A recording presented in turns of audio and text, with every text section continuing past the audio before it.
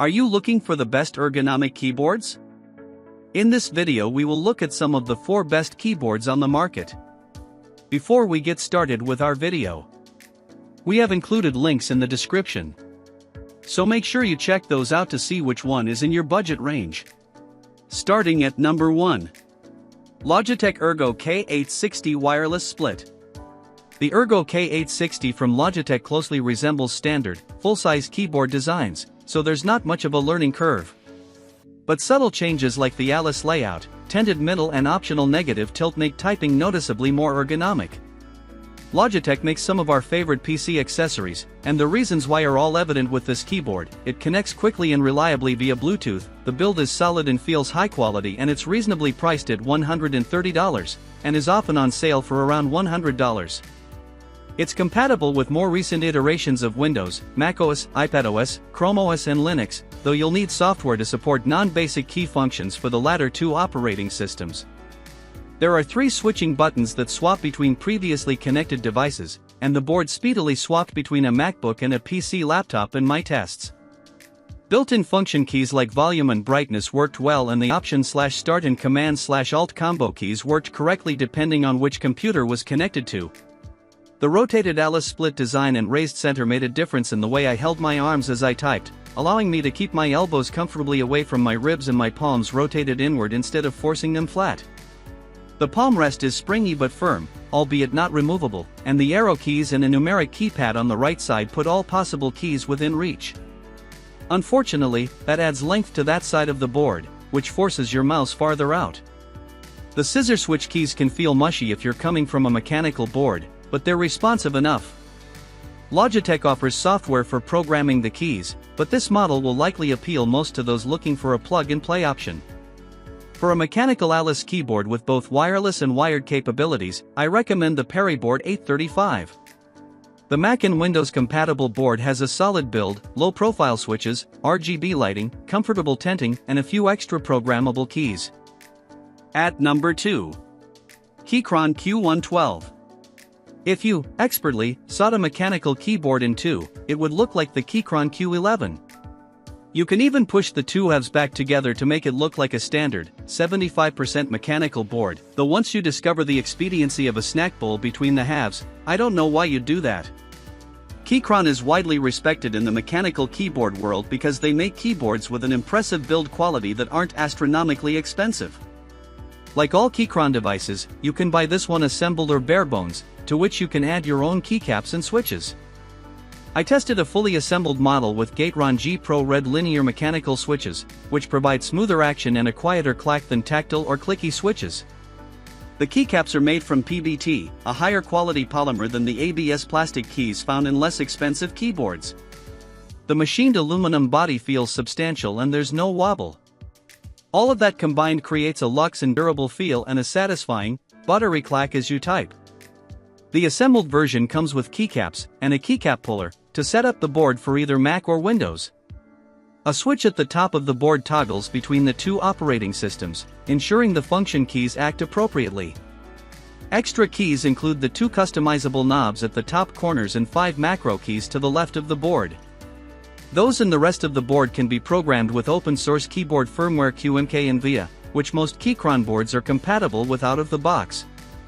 I have very basic keyboard needs, so I used VIA to give the right knob zoom capabilities, make the M1 key open a clipboard manager and have the M2 key execute a screenshot. Programming with VIA requires the use of keycodes, and you'll need to define macros within the app to get the knob to do more advanced things beyond the pre-selected options, but the implementation of your new instructions is instantaneous, and quite satisfying.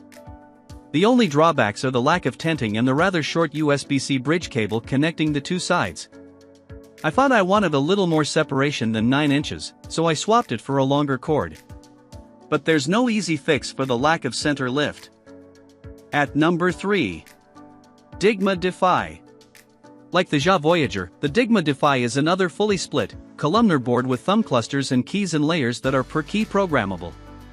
It has a little more going on than the Voyager, with full-sized keycaps, built-in wrist rests and 20 more keys, including 8 keys in each thumb cluster.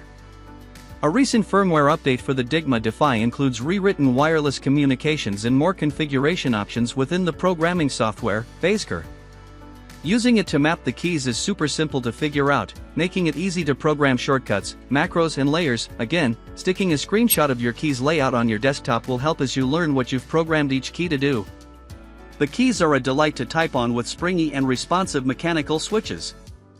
As a whole, the Defy feels well designed and the detachable wrist rests have a just right consistency. Optionally, you can add an LED underglow, tinting mechanisms and wireless capabilities, Bluetooth and RF, but each add-on increases the price by $70, $80 and $90, respectively. That brought the fully kitted-out version I tested to $609. Without those, it'll run you $369. That's very close in price to the Voyager, which doesn't have an underglow or wireless capabilities. The Voyager does include tinting knobs, but the lift is minimal at about a half an inch. At its maximum setting, the Defy's tinting brings the halves nearly vertical. The Defy is a well-made, deluxe board, especially with the add-ons. It's probably best for those who prefer a maximalist working setup and need lots of extra options for programmable keys. I found myself at a loss for what to do with all the keys and had a tough time keeping them all straight. Plus my cluttered desk felt like it was sacrificing a bit too much room to accommodate the two sizable halves. For me, the Voyager strikes a better balance between offering extra keys and taking up minimal desk real estate. At number 4. Kensington Pro Fit Ergo Wireless Keyboard KB675. The compact Kensington Pro Fit Ergo sells for $70 at full price, but is often on sale for around $55. That makes it a good budget board, but it feels much more premium than the price tag suggests. The membrane keys are surprisingly springy and the low-profile keycaps make typing easy. The wrist rest, especially when combined with the negative tilt, hits my palms at just the right spot, not putting pressure on my tendons while keeping the backs of my wrists straight. Of course, different hand sizes will have different experiences, but my men's medium/women's large mitts were comfortable. It connected easily via Bluetooth or radio dongle to both the Mac and PC I tried, staying reliably connected and woke quickly from sleep. And the LED indicator for the rechargeable battery stayed green, full, over the month or so of testing in which I used it and stored it intermittently.